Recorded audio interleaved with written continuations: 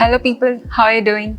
Welcome to another episode of Mantras from Managers. I'm Srimathi, your host from Paris School of Business, SRM University, Andhra Pradesh. Today I'm thrilled to have a special guest with us, that is Ms. Srimathi Sridharan, a director at BNY Pershing, India. So with over a decade of experience in the leadership roles, she excels nurturing teams, that is diverse teams with innovative solutions in the finance sector, that is banking industry. And she is advocate for diversity, equity, inclusion, and she leads a WIN, that is Women's Initiative Network. Her accomplishments include Manager of the Year, BNY Mellon Star, and many more. So let's dive into the questions. So you have been into this different leadership roles, and you're also into this HR activities like empowering women. So how do you adapt and succeed while shifting between these roles? Let me start with telling that it was a very conscious decision to actually try different roles.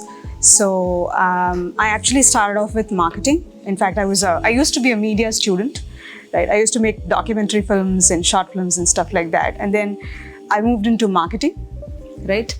And after I joined BNY, I had the opportunity to try different things within the firm, right? So, and it was a very conscious decision. So I went into operations, data, and now, a lot of other things as well. So the intention was to gather this well-rounded sort of experience, right? I think that's very important, as you grow into the leadership roles, right? So that was a very conscious decision. And coming to your question as to how do you sort of adapt, right? So to adapt, I think there are two things, right? So first is what do you bring to the table? And what is it? What is the kind of mindset that you come with? Do you come with an open mindset to learn, right? So what you bring to the table, you always have some of these transferable skills that you take from one place to the other. Whether I was in marketing or data or operations, I always had some of these skills that helped me in each of these roles. Let's say, for example, a problem-solving skill, a strategic thinking skill, or being able to connect the dots back to the firm's priorities, right? So these things always helped me. These are non-negotiable, irrespective of which group you are with, right? So those have always helped. So it's like you can already start a business into this HR, into the finance and everything. Okay, that's a good idea. Let me think about it. Okay, so let's get to the next question. As a DI champion, what recommendations would you give to us for developing or creating an inclusive environment in any organization that matters that we are going to join soon? Okay, I know a lot of you are aspiring to be managers, right? A lot of people think that DEI is sort of a separate thing, right? It's away from business. It's good to have, and when you have a large organization, you need to have a diversity, equity, and inclusion, pillar or a group or whatever. But I think DEI is an important pillar to achieve business priorities, right? I'll tell you why, right? So, as a leader, it's important. As a manager, it's very important for you to make your team feel like they are included, right? A lot of us think that human beings are rational beings. Let me break the truth to you. No, we are not rational beings, right? We most of the time make decisions based on how we feel in a particular situation.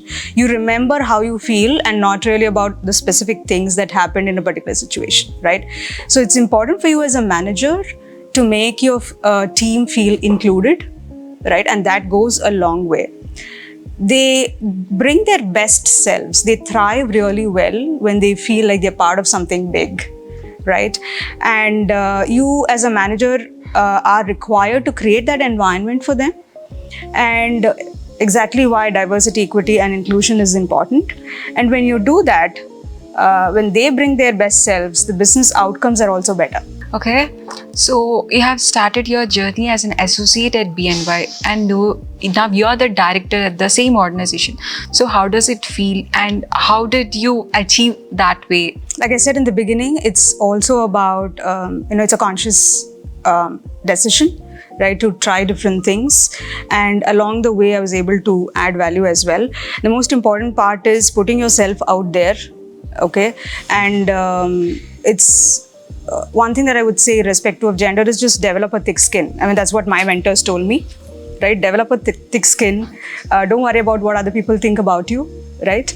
It's important to try different things, fail a few times. And I was fortunate to be part of an organization, part of a team that allowed you to make mistakes and learn from it in a very safe environment, right?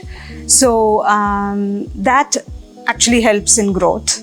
And I would say that's the reason. And always keep an open mind. A lot of people, newcomers, freshers, when they come, this is one thing that we tell them. You usually ask about what are the benefits in the company, this and that.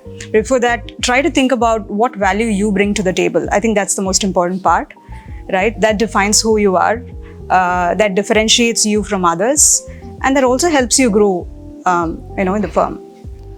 Yeah, okay. So what would be your leadership style? Just mention it in one word, and what was the reason for that? Okay, so I would probably say it's collaborative, right? Reason being, when it's collaborative, people feel like they own the conversation. When you have ownership of the conversation, you are comfortable speaking your mind, right? When you do that, people, tend to be honest with their opinions, though they are not very popular opinions, they tend to be open about it.